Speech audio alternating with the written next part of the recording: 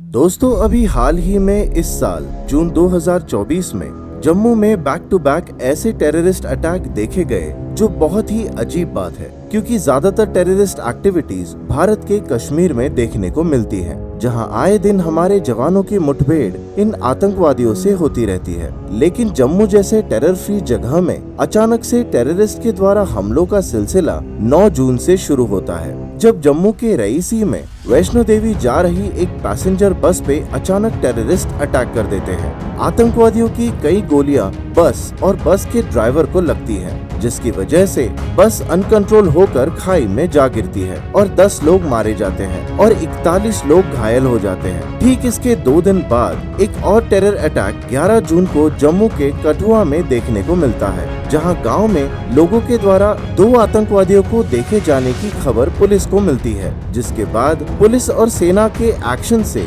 उन आतंकवादियों को मार गिराया जाता है, जिसमें एक सिविलियन भी जख्मी हो जाता है। ठीक इसके अगले दिन 12 जून को एक और हमला डोडा में एक सिक्योरिटी चेक पोस्ट पर होता है, जिसमें हमारे 5 सोल्जर्स और एक पुलिस ऑफिशियल इंजर हो जाता है। दोस्तों इसी तरह से 3 दिनों में एक के बाद एक जम्मू में टेरर अटैक करना एक साजिश की तरफ साफ इशारा करता है, जो पाकिस्तान ने रची है। जी हाँ दोस्तों, जब NIA ने इस पर रिसर्च की तो पता चला कि मारे गए आतंकवादियों में सभी पाकिस्तान से बॉर्डर क्रॉस करके जम्मू आए थे। तो दोस्तों इन सभी आतंकवादी गतिविधियों से आखिर पाकिस्तान भारत के खिलाफ ऐसी कौन सी साजिश रच रहा है, जिसमें एक के बाद एक लगातार हमलों को अंजाम दिया गया है, और आखिर ऐसे कौन से तरीके हैं जिससे भारत पाकिस्तान को करारा जवाब दे सकता है और सबक सिखा सकता है, जिससे कि पाकिस्तान इन सभी आतंकी गतिविधियों को कम या बंद कर दे। आइए समझते हैं इन्हीं सभी मुद्दों को आज की इस वीडियो में।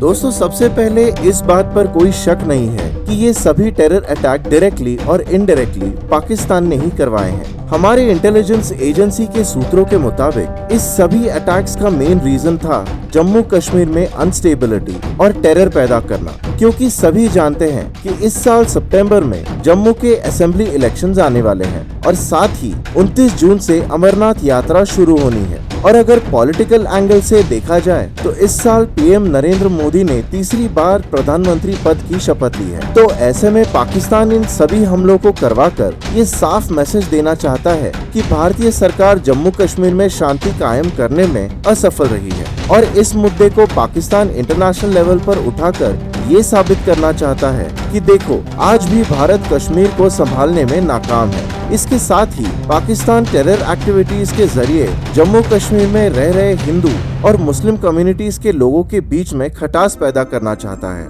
इन सभी हमलों से पाकिस्तान इस बात पर पूरा जोर दे रहा है कि इस तरह इन टेरर अटैक से डरकर भारतीय सरकार इलेक्शंस और अमरनाथ यात्रा की डेट्स को पोस्टपोन कर दे। लेकिन पाकिस्तान के द्वारा कायरता से किए गए ये सभी हमले नाकामयाब रहे। हमारे सुरक्षा बलों ने मिलकर उन सभी आतंकवादियों को मार गिराया। दोस्तों हम सभी जानते हैं कि पाकिस्तान अपने इस तरह के मकसद को पूरा करने के लिए कितनी निचली और कायर हरकत कर सकता है, और आने वाले वक्त में भी इस तरह के हमले देखे जा सकते हैं। तो इसीलिए भारत को पाकिस्तान के खिलाफ कुछ ऐसा कदम उठाने होंगे जिससे कि पाकिस्तान फ्यूचर में कभी भी इस तरह के हमले करवाने से पहले 100 बार सोचे कि इसका अंजाम क्या हो सकता है। अगर इस बात पर गौर करें तो भारत के द्वारा किए गए कोवर्ट एक्शंस निकल कर सामने आते हैं। दोस्तों कोवर्ट एक्शन का मतलब होता है किसी भी दूसरे देश के अंदर छुपे सस्पेक्टेड क्रिमिनल्स को ढूंढकर सीक्रेटली उनका असैसिनेशन करना। जी हाँ दोस्तों,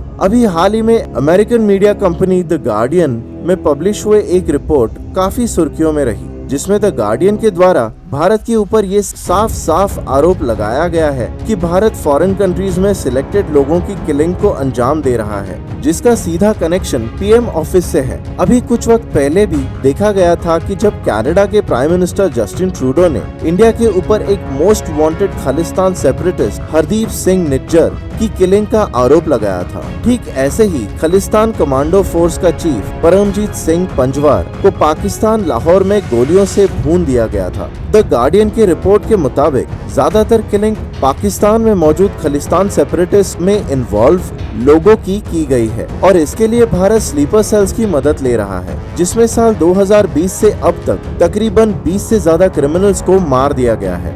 दोस्तों इंडिया की इंटेलिजेंस एजेंसी के द्वारा विदेशों में इस तरह के कोवर्ट एक्शंस को करना बहुत कारगर भी रहा है, जो दूसरे देशों में छुपे क्रिमिनल्स और टेररिस्ट के दिलों में खौफ पैदा कर देता है। लेकिन बस भारत को एक बात का ध्यान रखना होगा कि इन कोवर्ट एक्शंस की वजह से दूसरी कंट्रीज के साथ हमारे फॉरेन रिलेशन खराब ना हो जाए। दोस्तों, इसके बाद पाकिस्तान के द्वारा टेरर एक्टिविटीज रोकने के लिए भारत अगला कदम मिलिट्री एक्शन लेकर उठा सकता है। मिलिट्री एक्शन का मतलब है कोई डायरेक्ट वॉर नहीं, बल्कि सर्जिकल स्ट्राइक जैसे ऑपरेशंस को अंजाम देना। जैसे उरी में इंडियन मिलिट्री कैंप में हुए हमले का बदला भारत ने पाकिस्तान के पीओके में घुसकर वहां पर मौजूद सभी टेरर लॉन्च पैड्स को तबाह करके लिया था। इसके बाद जब पाकिस्तान के मिलिटेंट्स के द्वारा पुलवामा अटैक किया गया तो भारत ने बालाकोट एयर स्ट्राइक किया, जिसमें इंडियन एयरफोर्स IAF ने अपने 16 फाइटर जेट से LOC क्रॉस करके पीओके में मौजूद टेररिस्ट ट्रेनिंग कैंप पर मिसाइल दागकर सब कुछ तबाह कर दिया। दोस्तों, भारत के द्वारा किए गए ये दोनों हमले इतने घातक थे कि आज भी पाकिस्तान की पार्लियामेंट में इसके चर्चे होते हैं, क्योंकि इन हमलों से पाकिस्तान आज भी डरता है।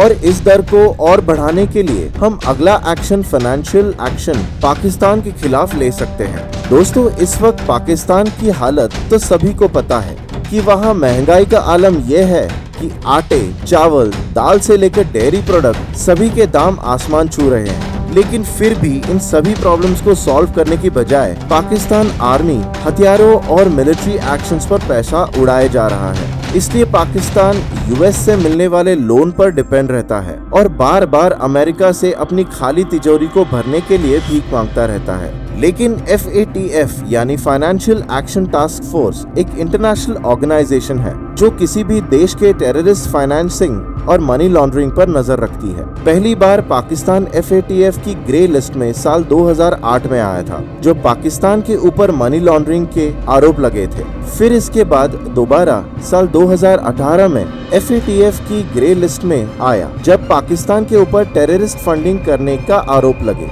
इस लिस्ट में आने के बाद कई सालों तक पाकिस्तान इसमें फंसा रहा और साल 2022 में जाकर पाकिस्तान को ग्रे लिस्ट से बाहर किया गया। दोस्तों, FATF की ग्रे लिस्ट में आना इसलिए खतरनाक हो जाता है क्योंकि फिर इसके बाद उस देश को इंटरनेशनल फंडिंग या लोन नहीं मिलता और ज्यादातर सभी आर्थिक सेवाएं उस देश के लिए बंद हो जाती हैं। और एक रिपोर्ट के हिसाब से तकरीबन साल 2008 से 2022 तक इस ग्रे लिस्ट में रहने की वजह से पाकिस्तान को $38 बिलियन का नुकसान हुआ है। FATF के ग्रे लिस्ट से बाहर आने के लिए पाकिस्तान को इस पर एक्शन भी लेना पड़ा और पाकिस्तान ने हाल ही में UN के द्वारा डिक्लेयर टेररिस्ट साजिद मीर, जो 9/11 हमले का हैंडलर था, उसे 15 साल की सजा दी और UN declare terrorist Hafiz Saeed, जो 9/11 हमले का मास्टरमाइंड था, उसे 33 साल की जेल की सजा दी है। इतने सारे इंटरनेशनल प्रेशर्स की वजह से पाकिस्तान को भी चुप रहना पड़ता है। तो इसलिए दोस्तों, भारत जो पाकिस्तान पर डिप्लोमेटिक एक्शन भी लेना चाहिए और अपने डिप्लोमेटिक रिलेशंस का फायदा उठाना चाहिए और पाकिस्तान के खिलाफ UN में आवाज उठानी चाहिए, ताकि एक बार फिर से पाकिस्तान को ग्रे लिस्ट में डाला जाए और सबक सिखाया जाए। इस पर आपकी क्या राय है, हमें कमेंट्स करके जरूर बताएं। फिलहाल आज की इस वीडियो में बस इतना ही। ऐसे ही नॉलेजेबल वीडियोस देखते रहने के लिए सब्सक्राइब करें हमारे चैनल रेडी स्टडी नॉलेज को और बेल आइकन दबाना न भूलें, ताकि हमारे वीडियो से जुड़ी सभी लेटेस्ट अपडेट सबसे पहले आप तक पहुंचे। मिलते हैं नेक्स्ट वीडियो में, तब तक के लिए अलविदा, जय हिंद।